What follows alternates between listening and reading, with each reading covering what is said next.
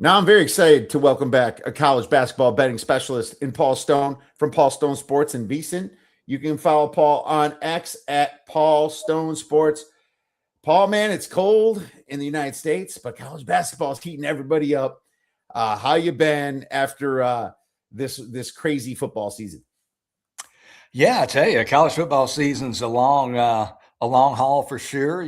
Starts pretty much year round for myself, but the season itself from late August to late January now. So I guess we've got about 5 months of solid college football, and now it's all pretty much college basketball for guys like myself. And college basketball, man, from a betting perspective, it is it's just a roller coaster. There's peaks and valleys and highs and lows and ebbs and flows is how it goes. I hear people say that saying sometimes, and you've got to have a really good head on your shoulders to deal with all the quote unquote bad beats, and you forget about the good beats. And it's just, if you're betting 7 days a week, it's just a lot of ups and downs. So it's, again, it's a roller coaster, but it's a lot of fun. And, need to hit a hot streak here. It hadn't been my best college basketball season to date, but I hope that means there'll be some movement to the mean, the historical mean here in the next couple of months. And just all you do is keep working and hoping the results follow suit. Oh, I agree. Yeah, I was just talking funny. I was just complaining about my bad beats the last 2 nights. So I didn't. The problem is when you bet unders more than overs, you're prone to it. If you're on the sharper side, variance, you're prone to it. It's just variance destroys all, and it's tough. And but we keep trucking, and it's tougher for a lower volume guy, and just gotta hopefully we can. I'm confident you and I are gonna bounce right out of it because we are always on some good sides, and that's what's important. But before we get into little college hoops, I want to talk a little bit about the best teams. I mean, it's funny you saw Michigan lose to Wisconsin at home, and then but they've been on a tear ever since. And then you just saw Arizona go to Kansas without the best. Well, I guess you call him your best player, their best part-time player. And Pearson, and end up winning against Arizona. I mean, so how do you rank the top 5 teams in college basketball? Yeah, and I think most people that listen to your podcast, Kiev, can distinguish between traditional AP poll type rankings and power ratings, and I certainly do it from a power rating standpoint. And there are a lot of teams that are pretty similar. I mean, you mentioned the Michigan team. I think a few weeks ago, a lot of people would have power rated Michigan maybe number 1, certainly maybe number 2, but they've showed some chinks in their armor and seem to have some difficulties in the favorites role. So they've dropped back a little bit. But as far as my power ratings, I have Arizona, even despite the loss at Kansas on the road Monday. I have Arizona number 1. I think they've been only lost 1 game. I think they've been the best team overall to date with the best overall resume. But at 1A or number 2, defending national champion Florida. I mean, the fact that they are currently number 14 in the Associated Press poll kind of shows you, from a betting perspective anyway, kind of the uselessness of the traditional polls, because they're not the 14th best team in the country. They're much better than that. I mean, Florida had some issues early. They had some injuries, had some guys having to fit into new roles. They lost Walter Clayton Jr., obviously, to the NBA, so they had some big shoes to fill. But, man, when Florida's clicking, they're as good as anybody. So I've got Florida at 2. Then Duke at number 3 with Boozer and company. I think Duke's a team that could certainly challenge and make a run. And then the aforementioned Michigan at number 4. And then a lot of teams could come in at number 5, but I settled with, even though this team not playing really at their best right now, I settled on Illinois at number 5. They're off back-to-back overtime losses at Michigan State and then at home to Wisconsin. But I still like this Illinois team. I just think they're a team that could make some noise, and they don't really have any clear-cut weaknesses, no glaring deficiencies. So I put Illinois at number 5. Without a doubt, I'm pretty similar. It's funny. People talk about UConn. I'm not super high on UConn either. I go Arizona, Michigan, and I just think Michigan's a little more inconsistent than Arizona, and that's why I really think the title is going to go to one of those two teams. Now, would I bet it at minus 110 odds? Not really. But if you threw like a Duke or a Houston or a Florida or an Illinois in there, I would bet it. Give me three teams against the rest of them to bet to win it all. I'll take that. Third, it gets a little convoluted because you can make arguments for a lot of teams. I mean, to be honest with you, I have Houston. I just like their defense, and their coach is great right now, and they're very relentless. And I think Houston is 3. I think Florida's 4, and I think Illinois is 5. I agree with pretty much almost what you had there. Who'd you have instead of Houston? It was what was it? I've got my 5 are Arizona in order: Arizona, Florida, Duke, Michigan, and Illinois. Duke, but I had Houston and UConn. Houston and UConn right there for the. They could have been as high as 4, really, or at least 5. But Houston and UConn right there with Illinois. Those are teams that certainly have similar resumes. Without a doubt. So we're close. We're right there, and it's all going to change. There's some really great games coming up this weekend, so we'll see what we think about some of those. I tried to take a shot at Arizona with Oklahoma State. Thought it was a nice look ahead for them, but that didn't matter to them. And I feel like they played better against them than they did at Kansas. So it's just one of those one of those tough situations for me. Let's go to buy low, sell high. And I like to talk about this because it might not be a team we're necessarily betting right away, and maybe we're kind of just keeping our eye on them or keeping our eye on fading them. But do you have anything for this segment? Yeah, I'll start with sell high, Kiev. I'm going to go to the Big Ten, and an exciting team to watch. And I love the mayor, but Nebraska would be a team that I would sell high. And they've started to slip a little bit after that 20-0 start. Obviously, nowhere to go but down when you start 20-0. But they've now lost 3 of their last 4 games. But important to note and fair to note that those losses were to Michigan, Illinois, and Purdue, all by single digits. So not like they're losing to, little sisters of the poor. Those are quality people.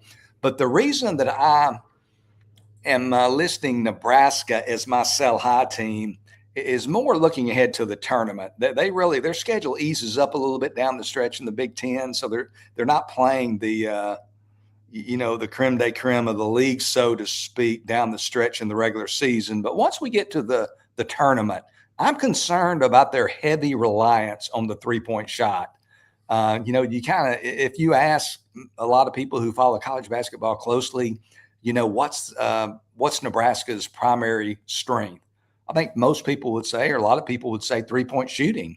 And when you play in these cavernous type arenas that you do in the NCAA tournament, the sight lines are different. It's tough to live and die and win and rely on that 3-point shot so heavily. And they average 31 attempts a game from the 3-point line. They make 11. They shoot 36%. So they're very proficient at it. But I think for that to kind of be your bread and butter going into the NCAA tournament is kind of a slippery slope. So if you want to talk about that a little bit, or if you want me to go straight to my buy low, just however you want to go. No, I agree. It's I think they topped out, and it's time to kind of look somewhere else. They played their asses off, though. I will give them a lot of credit that they played hard, but once those threes aren't hitting, it's a little different. And they surprised some teams. I think some teams overlooked them in the past, but now losing 3 of the last 4, tells me I don't think they're necessarily the number 14 team in the nation. Or go ahead with buy low.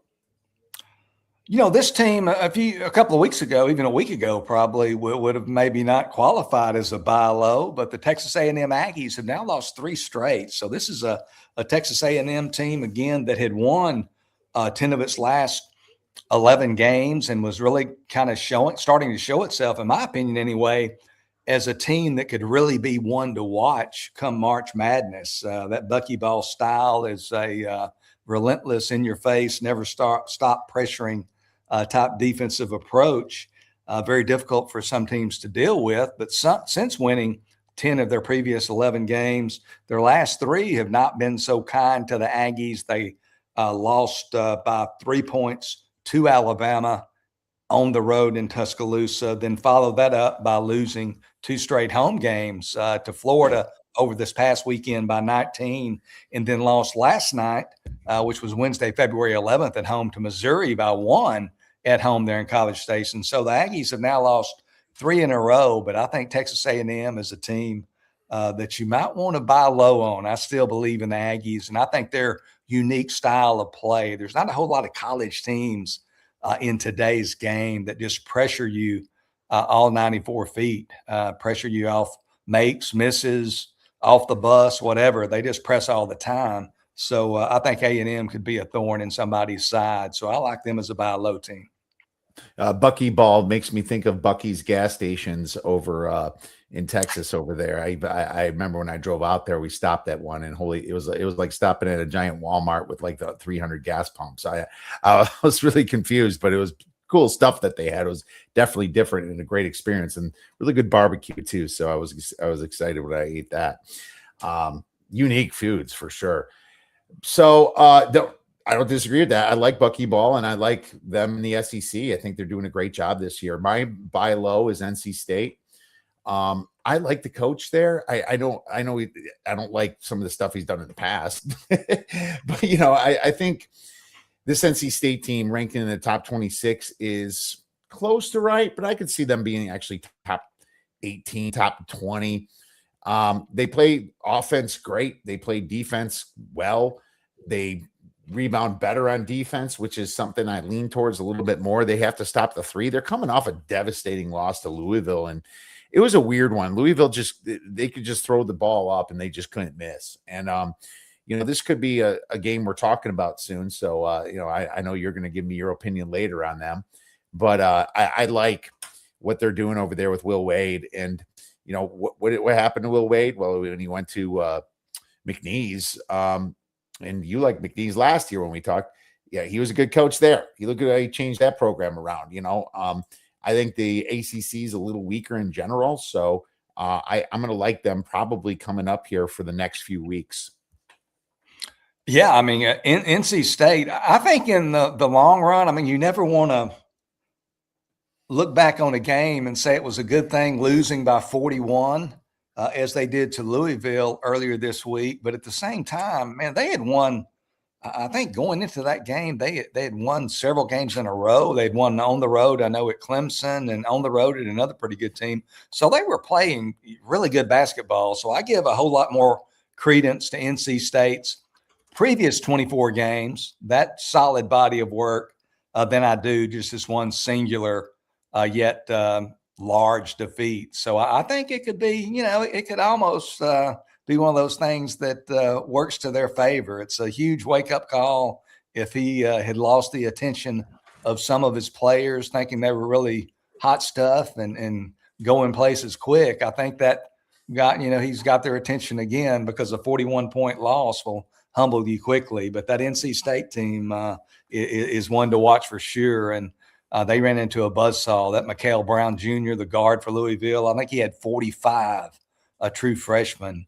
And he's a big-time scorer. I think he was 11 of 16 from three-point territory against NC State. So that's pretty tough to deal with there. But I'm with you. I think NC State's a interesting team coming down the stretch. Absolutely. All right, well, I'm going to go with the fade team, my sell high, and I'm going to go off the grid in the West Coast Conference and say Pacific.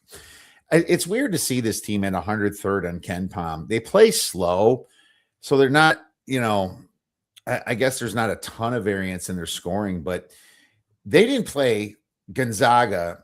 I don't even think they played them this whole year, and did they play in St. Mary's? I'm trying to look. It's like, wait a minute. You also didn't even play St. Mary's. Now, when they played Santa Clara twice, they lost by 15 plus. On both occasions, okay, home and away. And you're sitting here with a team that's ranking this high for being a bully to like teams like Pepperdine and Oregon State and Seattle and Portland. It's like yeah, you can bully them around, but once your rebound numbers are off, because once you actually play with some of these better, taller teams like St. Mary's this weekend, and you're going to be like, a 5 to 6 point or home dog, I think St. Mary's could blow your doors off. And I don't believe the specific team at all.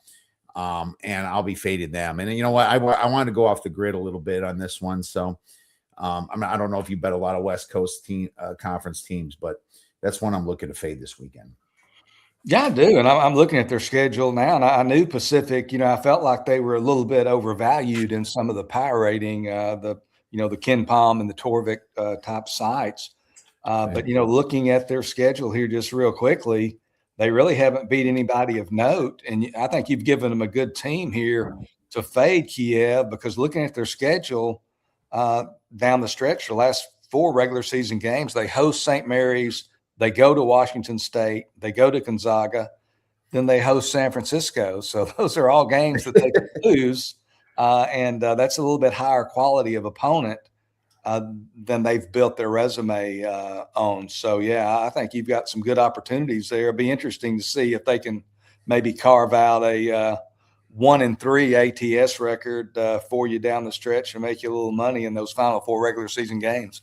I think so, and that's what we're going to do. And can you believe there's only 4 games left regular season for this? It's like, what happened, man? It is already flying by. West Coast has always started early, at least, so we have other big games to talk to. Speaking of big games, let's get into our big games that we're planning on talking about here.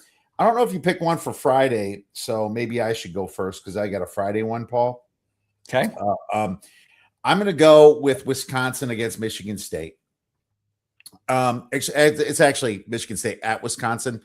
I wrote down +2.5. I see that it already opened at +1.5. The total's a little higher than I expected at 145.5, but I'm not necessarily looking at the total here. I'm kind of hoping that Michigan State gets a little bit more love here and gets a few bets, because I'm looking at the Wisconsin side here. I think that huge game for both. What's weird about them? Both teams back-to-back just beat Illinois. Now, the one that Michigan State beat Illinois at home went to overtime, and one guy took 6 steps with the ball and didn't even get called for a travel at Michigan State. And I was being like, okay, well, that's the Big Ten for you. Well, now Wisconsin gets to be at home. And Wisconsin, that game against Illinois, they actually out-rebounded Illinois. They actually had less turnovers than Illinois, and they shot less free throws than Illinois. And I know Illinois complained a bit too, but hey, this team is hot right now. And Michigan State, if they have something, it's rebounding, and that helps them a hell of a lot at home with Jackson Kohler, Carson Cooper, Cohen Carr. But on the road, I don't think it's going to be working so well. And the Badgers, quietly, they rank 19th in defensive rebounding on Ken Palm. The Badgers have a 3-point advantage. They're going to be shooting a lot of them. They shoot over 50.8% of their attempts are threes. Big Ten, strong home court. Since January 7th, though, and I like this on Bart Torvik, and I mentioned it earlier this week on Spaces with Kyle Hunter. The Badgers ranked 22nd since January 7th on all in. Michigan State ranks 13th, but since February 1st, Wisconsin ranks 18th and Michigan State ranks 57th. This Michigan State team is not hot down the stretch here. They got the win against Illinois. It's a letdown spot for them. And Wisconsin has some big men: Nolan Winter, Austin Rapp, Alexis Belikauskas. I think Wisconsin does enough here and hits them at home. And they also have the serious talent on that Wisconsin team too, because they have the guy from FAU and who was actually on their championship team, which is, I think, a big part of the experience here with Nick Boyd. And John Blackwell's been on the team for a long time. Nick Boyd's playing great ball right now. I'm going to just take Wisconsin. I'm hoping to get 2.5, but if I have to money line it, I will. Yeah. Hopefully you'll get at least 2 there. Wisconsin's playing well right now. I think around the turn of the new year, they lose a game there. Looking at which game I tell you, at home to Purdue, lost by 16. And I was thinking, this Wisconsin team's not as good as some of the other Badger teams of the past. They were 9-5 on the year at that point, 1-2 in conference. But since then, they have really they've had a resurgence. They beat win at Michigan, have some other good road wins as well, and they clearly have upped their game. And now coming off that road win at Illinois in Champaign, as you referenced. So, I like where you're coming from. Michigan State just doesn't you expect them by now to have kind of hit the gas a little bit and started that Right. start some of that momentum move towards March. Of course, Tom Izzo, has a reputation of being Mr. March, but other than fears, and he obviously has some issues and which have been well chronicled. I'm not sure how many championship caliber players, if they have the number of championship caliber players that they have had in some past years. I don't know that they defend as well. They don't seem to have as many scores on the floor. So yeah, it'd have to be Wisconsin or nothing. You talked about playing unders, and hadn't been a great year for unders, and it hadn't been a quite great year either for underdog players. And I'm an underdog player, so this is the kind of spot, a home underdog that's playing well over a ranked opponent, kind of spot that I tend to gravitate towards. So, even though underdogs hadn't, fared well to this point, I've got to keep, dancing with who brought me, so to speak. And I'm going to keep playing underdogs come heck or high water through so yeah, I like what you're doing there. All right, let's do it. Let's talk about A&M and Vandy. So this is you gave us a couple of hints earlier. A&M is going to go to Vandy here, and A&M has kind of been on a little bit of a slide here. I was on them last night, and I was really surprised to see them drop a kind of get right spot at home against Missouri. I don't think the shots weren't falling as good as they should have been, and the defense wasn't really there. Now they go to Vanderbilt, who it looks like a pretty balanced team. I'm curious what angle you're going to look on this one, because I'm predicting Vanderbilt as probably a 7 to 9 point favorite here. Yeah, I use Ken Palm and then some other power rating systems that I follow, and I made it 8.5, hoping to get 8.5, maybe at least 8. But I'm looking at the underdog here, and like you, Kiev, I was on Texas A&M -6.5 last night in College Station. They were off 2 straight losses, and I thought, man, this is going to be, they're still a good team. They hadn't had any recent injuries, no reason to panic. It should be a spot where they show up with a good effort. But Missouri, led pretty much. It seemed like the whole second half was, A&M was kind of behind the 8 ball, so to speak, the whole game. And Missouri pulls it out, wins by a point, 86-85. So now A&M skid is at 3 games. I'm undeterred, though. I'm going to stick with the Aggies here. I remain bullish on the Aggies. They have flourished in the first season of Bucky Ball, and that's your in your face, press at every opportunity style of basketball, that is employed by the first-year head coach there in College Station, Bucky McMillan. Looking ahead to the tournament, and I'll talk about this game a little bit more, but as is often the case in the tournament, and A&M will make the tournament unless they just continue to lose game after game. But in the tournament, it comes down to matchups. And if A&M gets the right matchups, I really think this team has a very legitimate chance to advance past the first weekend and get to the Sweet 16. So I still like this A&M team. I like that unique style. I think it could pose problems for some opponents. Vanderbilt, they got off to a 16-0 start. They were ranked as high as number 8 in the coaches poll. They won 3 of their last 4, I believe, but they did cool off a little bit as they hit the meat of their SEC schedule, actually 4-4 in their last 8 games. But I just like A&M here. Now they have 3 straight losses. There's a sense of urgency. You got to see their best shot. And, man, the Aggies have really been not a huge sample size, but they have been outstanding as the betting underdog this year. They are 6-1 against the spread when cast in the role of underdog, 6-0 against the spread when playing away from home as the underdog. So the Aggies at Vanderbilt, I project it to be 8.5, hoping to get at least 8. I'd probably take the Aggies at +7 or better. I don't think it's going to be any lower than 7, but I think the Aggies are going to hang tight with the Commodores in Nashville. Wouldn't be surprised at all to see A&M get the outright victory. Hey man, I'm with you. I 6-1 against the spread away from home, 6-0 against the spread as an away underdog, which means they've been an underdog a lot. They're kind of overlooked here. I think it's a desperation spot now. I mean, they have to play better here. And I look at Vanderbilt and I kind of feel like they're kind of the same as Texas A&M. It's almost like the same team in a way. Neither of them rebound that good. They don't have like the horses like Tennessee might have for doing that, or the horses that Florida has, the front court, right? But they do have some finesse there with some guard play, and they just kind of feel like they're equals to me. I know Vanderbilt had the much better start, but we're not handicapping the start here, and we're handicapping the situation. And once Vanderbilt hit conference play, like you said, it got a little bit rougher for them. I will say Vanderbilt's been decent at home. They had a big game against Kentucky.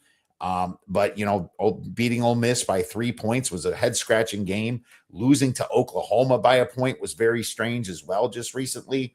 And they do have a couple injuries there with Duke Miles. And you wonder when he's coming back. I don't know when he's coming back. They won't tell us when he's coming back unless you practice at the practice. I'm going to assume he's not coming back, and even at like 7 would be too high with him out. So I'm with you on that one. I just wrote it down. Let's go to Kansas versus Iowa State. I wrote -4. A lot of these sites have Iowa State as a bigger favorite, but my thought is this: it's going to open up a little high. I think people are going to gravitate towards Kansas because of their big win without Peterson. So I'm gonna write it at 4, and I'm gonna call it at 4. But if it gets any better than 4, then I think that's good for me, if you know what I'm saying. I think Kansas is coming off the biggest win that they've had in years, and beating number 1 Arizona without their stud Darren Peterson is big. And most people are going to think that they just get better with Darren Peterson, but that's not how college basketball works, and we know that. Kansas has just been very, very strange away from the fog. And just because you play lights out without a guy does not mean that you can win the next week. The situation with Peterson is a head scratcher. I'm going to say that if he doesn't play, I'm going to be just as happy as if he does play, because I think it's kind of now that your team won without him like that in such a big game, I think it makes it weird. It just makes it weird, dude. Let's face it. He was sick last week. Maybe he was sick. There's all kinds of stuff going around, but he's quit. He's been out of too many games for us to give him the nod on that one. Iowa State coming off their worst game, and this was a clear look ahead spot for them against TCU. 17 turnovers, 17 turnovers. They even lost the rebounding battle, which is very strange to them. And the way the ball bounces off the rim is always unpredictable. But man, Kansas coming off that win. Kansas ranks 333rd in away home splits on Haslametrics. They only shoot 51% effective field goal away from home. Iowa State shoots 61.4% effective field goal at home. This is all clones for me. I'm going to lay the 4. I'd probably lay it to higher than that. I wouldn't be as happy, but if it's 4, Iowa State is the play. Yeah, I've talked to a lot of people, and I was on a podcast earlier today, and most of the people that I talk with, I think, have pretty strong opinions. And man, I hope you're right. I hope it opens at 4, but I think it's going to be higher. Hilton Coliseum is one of the strongest home court advantages in all of college basketball, and not just from a casual college basketball fan's perspective, but from the bookmaker's perspective, talking at people who, to people regularly who make numbers and who understand numbers. Man, that's a place they give a lot of credence to. So I think it's going to be, maybe 6 or 6.5. And this is going to be a game I'm going to play as well, up to about 6.5. I don't want to lay 7, but I just think situationally, the fact that Kansas is off that huge victory, Big Monday victory over Arizona, previously undefeated Arizona, number 1 Arizona. They had to do it without Darren Peterson, the star a true freshman who complained of flu-like symptoms and did not play. And I think that's an effort that took a lot of, you've only got so much emotional collective team psyche, as I like to say, for a full season, and you don't distribute it evenly. Some games get more of it and some games get less. And I think it's going to be tough for Kansas to come back with a supreme effort now on the road just a few days later. And then on the flip side, Iowa State just went into Fort Worth, as you mentioned, and got ambushed by TCU. And Iowa State's a very good basketball team, and they're very good at home. This is a Kansas team. You were talking about kind of a curious study looking at this Jayhawk team. They lost at both UCF and West Virginia, and neither one of those games was really close at the end.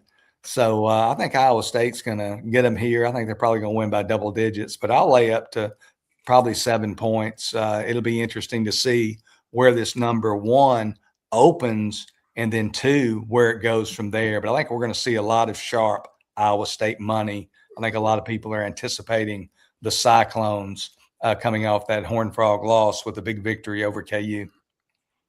Oh, yeah. And, they got blown out in Kansas, which was their first loss. And I can assure you they've been thinking about that. They seem to blow out. They blow out everybody unless they're unless they lose almost. I know they're just recently against Baylor. It was only a 3-point victory, but that they have the bad games in twos. They had Kansas and Cincinnati lost, and now Baylor no cover, and against TCU a loss. I think they come back strong for this. So I'm with you. I think this is one where you might just have to shut your eyes about the number and just lay it. And yeah, I got wishful thinking, my man. See, the thing is that they're going to have the line in nowhere land if Peterson is going to announce himself at the very last second, which I freaking hate. And it makes me hate Kansas. I just having to deal with this shit every single game, and them not announcing if he's in until 10 minutes before the game is absolutely freaking brutal. Well, I don't care. I hope Iowa State pounds this team. Speaking of NC State, we talked a little bit about this, and NC State's got a pretty big game coming up here. This was another one that you're choosing here to talk about. Like I said, I think NC State's a little bit undervalued, and they're coming off of nasty loss to Miami, where Miami had a massive victory against North Carolina. What do you see in this game? Yeah, we've talked a little bit already about the North Carolina State trip to Louisville, Kentucky. They lose by 41, 118-77. The worst loss in Will Wade's collegiate coaching career at this level, and it prompted the NC State coach, the first year NC State coach, to call the loss, quote, embarrassing, end quote, adding that the Wolfpack, quote, got slaughtered, end quote. So that pretty well tells the tale there. And then the night after NC State suffers that huge defeat at Louisville, this Miami team on Tuesday, they knock off 11th ranked North Carolina 75-66. Many in the announced crowd of just over 7,300 left their seats and stormed the floor to celebrate with their fellow Hurricanes. So I always like to fade teams in the game after a court storming. So when you couple that with the fact NC State's off such a big loss, Miami's off a victory where they came out of the stands and ran onto the floor, plus the fact, and probably the biggest factor here, NC State's just a really good basketball team, and that 41-point thrashing is not indicative of their season to this point. Miami off in arguably their biggest victory of the year, so what goes up usually comes down. So there's just a lot of dynamics that I really like here. Projecting NC State to be 5, I'd probably lay up to 6 with NC State. A lot of handicappers, I think, are overly influenced by recency bias.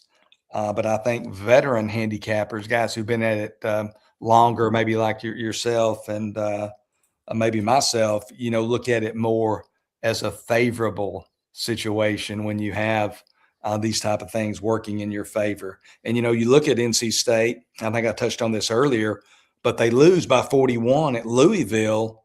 But prior to that, they had won 6 straight games, and 2 of those games were at Clemson and at SMU.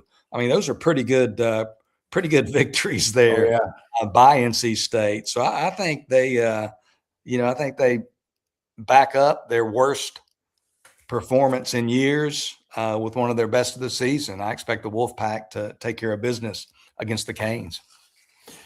You know, it's strange to see for the Canes. I mean, they don't have to play Duke. What happened there? I'm trying to find Duke on their schedule. They haven't played a hard schedule. Their best win in ACC play was just this one against North Carolina, which we know North Carolina is very erratic. Miami's got, Virginia going to come up. They're going to have an SMU. They're going to have a Louisville. So they're going to have it tougher coming on up. But I do scratch my head at this schedule a little bit. Not seeing Duke there, and I find that weird. I think that NC State has definitely had it a lot harder than them. This year they had to play Kansas, Auburn, Texas, Seton Hall. Even like VCU and Boise State earlier is kind of tough in my opinion. I'm laying it too because Miami, their weakness NC State's weakness is defending the 3.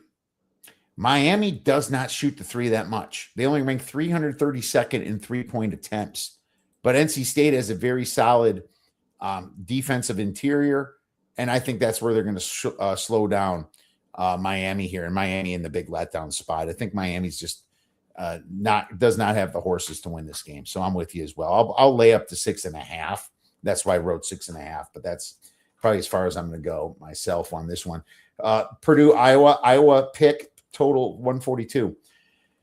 This is one that I changed my tune completely when I handicapped it. I thought I was going to go one way, and I didn't just lay off like I usually do. I decided to go the other way.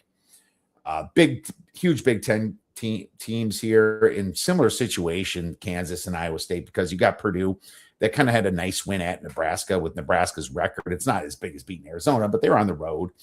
And then you got Iowa. What a weird bad loss at Maryland. They just couldn't do anything at Maryland. So it's one of those buy low places a little bit here for Iowa. Here's my problem with Iowa. They've been a bully themselves. They smoke the bad teams that have issues, and they choke when facing better teams. I can't completely trust them. But when I look at the numbers, these teams are very identical. They play slow. They don't play the slowest, but they play slow. But they have extremely efficient offenses. And the pace is going to be a factor in this game, but I think that you're going to see a total go down some because of that. But I think there might be some value on the over at some point, and it might be 2 hours before the game. I don't know. But these teams score on few possessions. They do. And you're looking at a total of 142, 141. I think that this game will have people thinking under, but if you look, Iowa is one of the best overs teams out there right now at like over 66%. Over 60%, 62% to the over, 15-9. So I find that very strange myself. Purdue is close to 50%. They're 45.8%. So Purdue and this team's going to face off. But here's the kicker. Their defensive both look efficient, but it's because they both get steals. But as far as stopping the opponent's shot, neither of them are in the top 132 for effective field goal percentage on defense. They let teams score. I just think it's going to be a sneaky over. So I'm gonna call it 140 is my buy-in number. I think it could get down to that based upon people betting Big Ten unders, but it'll be a smaller play for me. Yeah, Purdue won the first meeting there in West Lafayette, 79-72. So I know you'd love to see a similar score to that one. In that game, the teams combined to hit 18 of 39 three-pointers. So they shot the three-pointer pretty well, and both teams shot 53% overall from the field. So that kind of supports your argument there that these are not great defensive teams. So it'll be Yeah, be interesting there to see what happens. I don't really have a strong opinion on that one. I'm kind of like you as far as the side. Iowa doesn't really have enough meat on the hoof, so to speak. They don't have any really impressive victories, and Purdue, coming off the win at Nebraska, which was, a game where they got out to a huge lead and then they lost the lead and then they went to overtime. I mean, that's just a draining game. So don't have any interest in backing the Boilermakers after such a long and tenacious effort. So I'll be watching that total closely, and hope you get some buckets there and lots of shots and lots of guys failing to play defense. Yeah, right. That's what you're looking for here. But just their straight efficiency on offense is kind of what I'm going to buy into a little bit. It's weird. Purdue's third in offensive efficiency. I was, believe it or not, 19th. And it's weird to see that on a slow pace. So I'm going to kind of just try to key in on that a little bit here myself. We have one more game that you picked before we go hodgepodge. And I believe this one's Georgia, Oklahoma. That's correct. All right. Well, Georgia versus Oklahoma. Georgia coming off a nasty loss to Florida. I thought it was actually a decent spot for Georgia last night, but they just showed who they were. Team that can't rebound, and you got Oklahoma coming off a crazy big win at Vanderbilt. It's just very uncharacteristic type win. So now they're hosting Georgia at home, and I got to tell you, this looks like a pick 'em to me. It looks like a total of around 165 too. Yeah, Georgia, they obviously got off to the huge start. They get off to a 13-1 start. They're ranked 18th nationally after the first weekend in January. And this was a Bulldog team that was picked by the league's media to finish 14th in the 16-team SEC. So they were not expected to be a factor at all this year in SEC play. But I hate to rain on the parade and bring this argument or this opinion, but I think their early season success was overstated. I mean, you look at their non-conference schedule, and I'll call it quite manageable. And I think that's being very kind and very nice to the Bulldogs. They were only, in fact, it's not like they were pulling off any upsets. In the non-conference, Georgia was an underdog one time.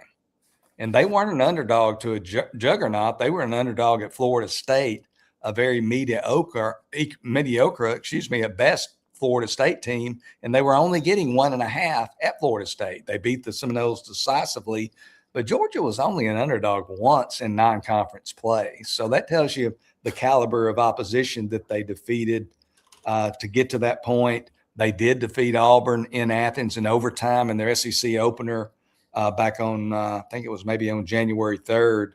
But since that win over Auburn, they're only 4-5 in SEC play. The SEC, obviously, although not really top heavy, very talented top to bottom. There are no easy outs in the SEC. So Georgia, again, 4-5 in their last 9. Joe Lunardi, in his latest version of bracketology, currently projects Georgia to make the NCAA tournament as one of the last 4 teams in, meaning they would be able to avoid that first 4 round. But I kind of think Georgia, man, they're going to have to stop the bleeding if they're going to make the tournament. They can't just continue to lose, a lot of games. They've got to post some attractive victories that impress the committee, or they will not go dancing. And I'll say right now, I'll go out on a little bit of a limb because I think most people have kind of written Georgia into the tournament field. And I think the SEC is probably destined to get 10 teams in, and Georgia would probably be one of those. But I'll go on a limb and say Georgia's going to miss the NCAA tournament. And I think part of it's going to be due to the fact that I think Oklahoma's going to beat them on Saturday there in Norman. Much like Georgia, the Sooners got out to a nice start. They were 11-3 overall. They also had a pretty friendly non-conference schedule. But before they pulled that upset at Vanderbilt that you mentioned, they actually got out ahead of the Commodores, I think by double digits, and had to hold on for dear life late. Won that game 92-91 over the Commodores in Nashville. But prior to that, Oklahoma had dropped 9 straight games, a lot of them close games, a lot of them heartbreakers, but still a lot of close losses for the Sooners. They are currently in a 3-way tie for last place in the SEC at 2-9, but I think they're going to make it 2 in a row against a Georgia team that I think has seen its best days in the 2025-26 season. I'm hoping to get a point here, but like you, it's going to be around pick. I would take Oklahoma probably. Sometimes these games that start out, between the 1.5s, the home dog especially can take money and turn into the home favorite. So I would take Oklahoma maybe up to -1, but I think Oklahoma is going to beat Georgia Saturday in Norman. I might look at an over, to be honest with you, in this one. These teams play reckless and fast, and they only care about offensive rebounds. Both are going to have a massive second chance point opportunities here on any misses that they're chucking up threes. I don't disagree with the Oklahoma and the fact that Georgia is overrated. But once Georgia got into SEC play, they got punched in the mouth and they got set down. And when you lose confidence as a basketball team, it affects you, man. It affects you mentally. And you could see 4 of the 5 last losses here against Texas, Texas A&M, Tennessee, and, of course, that 20-point one by Florida. I think their offense shows up a bit against an Oklahoma team. But to be honest with you, I'm probably going to take an over here, and I like that. I like that side of it as well. Hodgepodge. So like this is going to be a massive weekend, and Valentine's Day is what it is. And, there's some big games. You got Gonzaga at Santa Clara. Gonzaga's, what's funny is like, is Gonzaga going to be a big favorite here? It's interesting to look at that because a lot of the efficiency sites have it pretty close to pick them. Ken Palm's got it by 4, but Bart Torvik's got it by 0.7. I assume that Gonzaga, just for the name and prowess, is going to be a 3-point favorite on the road here. But I'll tell you this, Santa Clara is playing some great ball, and I didn't believe in them for a while, and I got smoked earlier in the season when I tried to fade them against St. Mary's. And believe it or not, they play a little bit of defense there, and they're not getting to the line that much, but they're playing very well. Now, the problem with them is St. Mary's really is their only big win. You can't give them much for Xavier or Nevada or some of those teams back in November when they played. And Gonzaga kind of was out without their best player in Graham Ike, but now they're just missing Braden Huff. And I don't know if he's coming back, but I would probably lay Gonzaga, but I wouldn't feel comfortable. Yeah. I was looking at the 4 there as well at Ken Palm, and I think it's probably close to 4. And like you said, as much as anything, I think just the historic resume of Gonzaga, I think sways the betting markets, especially in some of these quote unquote lesser conferences. But again, against, as you mentioned, not a whole lot of impressive victories, but they've currently won, I believe, 9 in a row, has Santa Clara, and did get the home victory over St. Mary's 62-54 back on January 17th, about 4 weeks ago. So, Gonzaga, I think we all kind of are still recovering from the loss at Portland last week, where they were a 22.5-point road favorite and lose outright to the Pilots. That was pretty stunning, but anything can happen on the road. And, it's one that I'll probably stay away from. I'm mostly an underdog player, and the Zags probably got a little bit of a wake-up call in Portland, Oregon last week, so they might not stub their toe again in this spot. But at the same time, I don't really like playing away favorites that much. Not much. Maybe another over because, the last game went to 166. This is projected to be 158 in Ken Palm. And last year, Santa Clara beat them 103 to 99 at home. And so Santa Clara, probably some of the kids remember that, and they probably played either ass. Can they do it again? I would only look at an over if I had to bet it, but it wouldn't shock me if Gonzaga decides to play some defense and slow the game down and be weird, because they've done that to me before. You got a game like Texas Tech at Arizona. So is Arizona on a big bounce back here after the big loss? Because you're laying 9.5. I like Texas Tech, but Texas Tech doesn't play defense, and I couldn't fade Arizona in this spot no matter what. If I had to bet this, it would be Arizona minus the. Let's face it, it's gonna be 10 or 11, right? Would it be Arizona for you? Yeah, I couldn't play Texas Tech. I mean, JT Toppin remains one of the best players in all of college basketball, but they don't have quite the defensive prowess that they've had in some of the recent seasons where they've really been good. And also, they don't have, I don't think, quite the ability to score from all the 5 spots on the floor. I mean, Toppin can't do it all. And I think they're too heavily reliant on JT Toppin. So, going to Arizona, going to Tucson on Valentine's Day and playing an Arizona team that's going to be primed to give a peak effort after their first loss of the season, I don't think is the recipe for success for the visitors from West Texas. The number is probably going to be a little too inflated, a little bit too heavy for me to jump on board with Zona, but yeah, it'd be Arizona or nothing for me. Yeah, me too. Auburn at Arkansas is interesting. St. John's at Providence is a little bit interesting too. I think St. John's is just kind of like catching their stride in a way. I know Richard Pitino played him tough both games, but that's just a weird father-son dynamic where the guys just step it up, play out of their minds a little bit for Xavier. And I don't know. I'd be looking at it maybe if I'm getting a short favorite for St. John's. Providence is just a fast-paced team, and they can lose by a lot of points if they're not careful. TCU at Oklahoma State. You got TCU in a letdown spot. It'd be hard for me to bet Oklahoma State again after getting drilled by 40 at Arizona.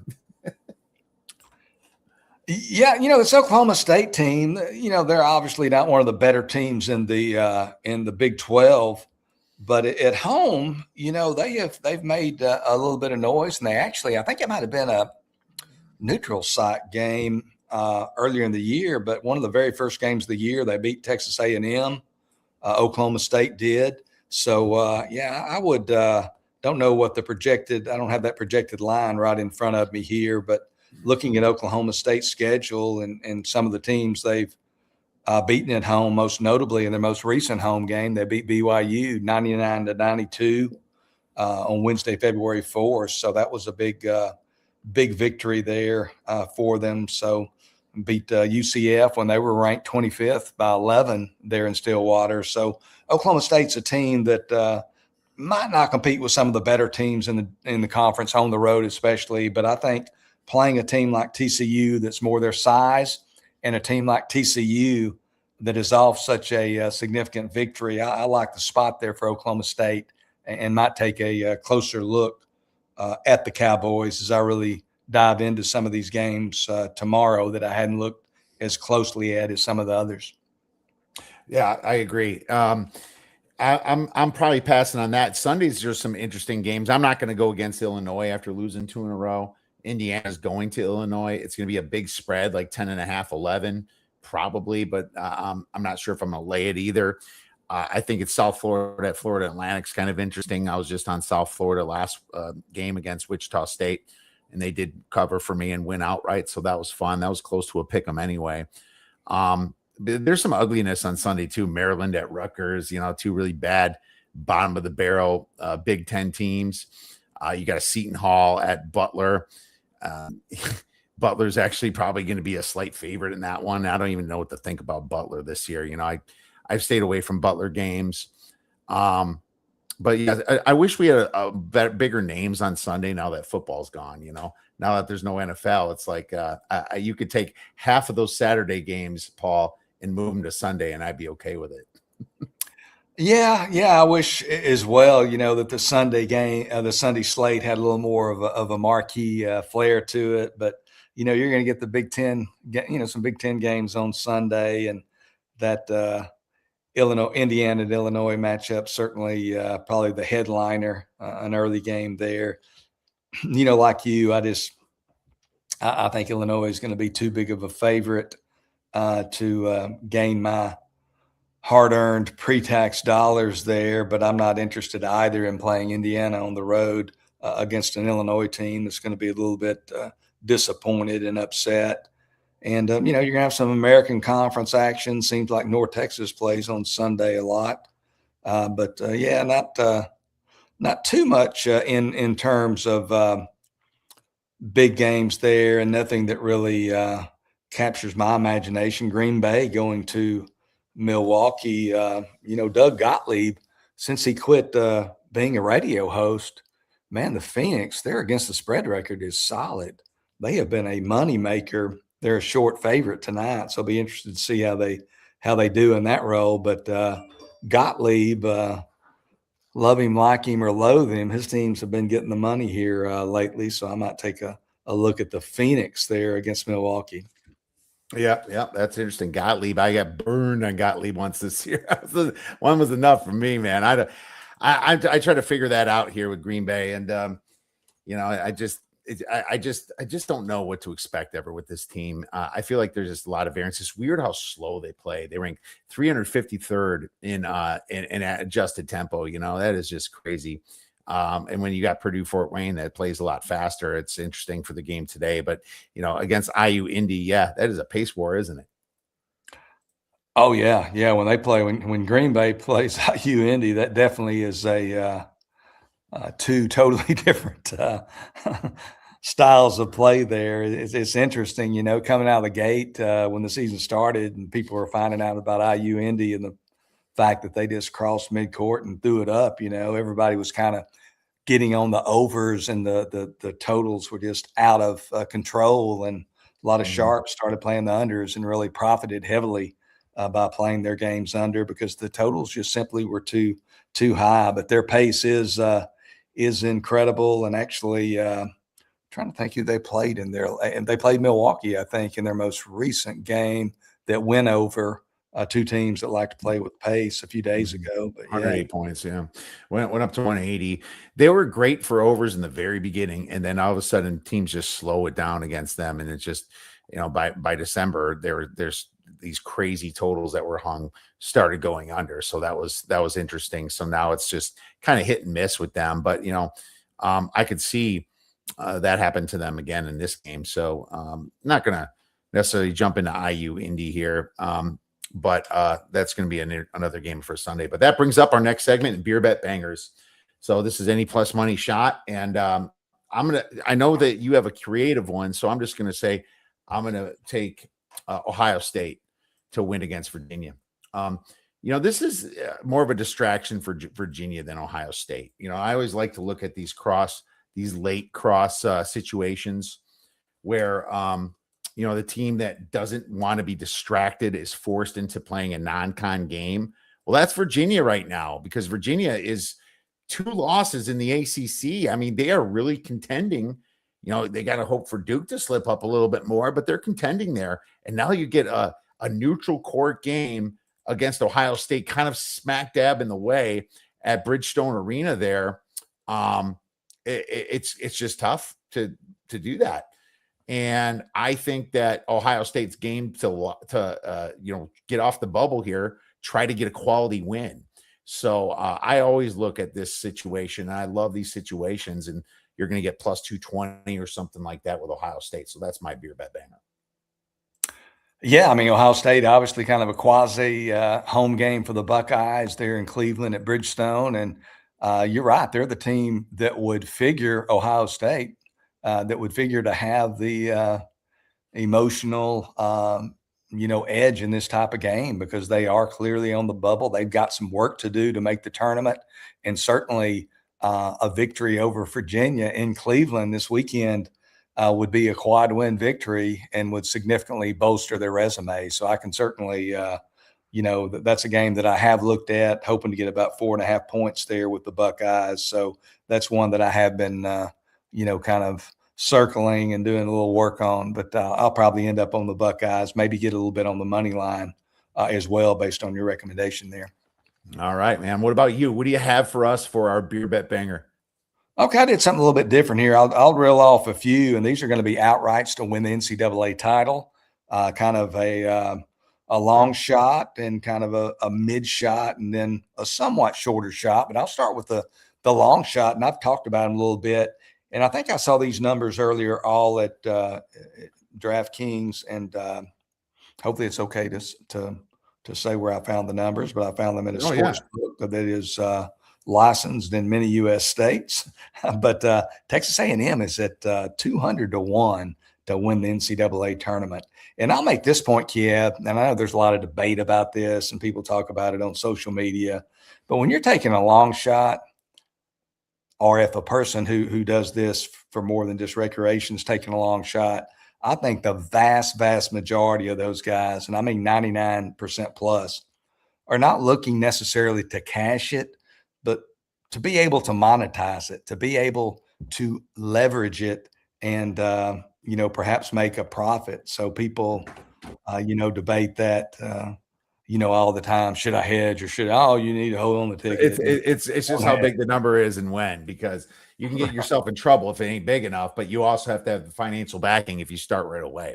Because for some reason that thing keeps going, you're going to be going to the bank here. And yeah, I'll say this to a lot of people, and I don't mean this to be mean or whatever. A lot of people don't know how to hedge.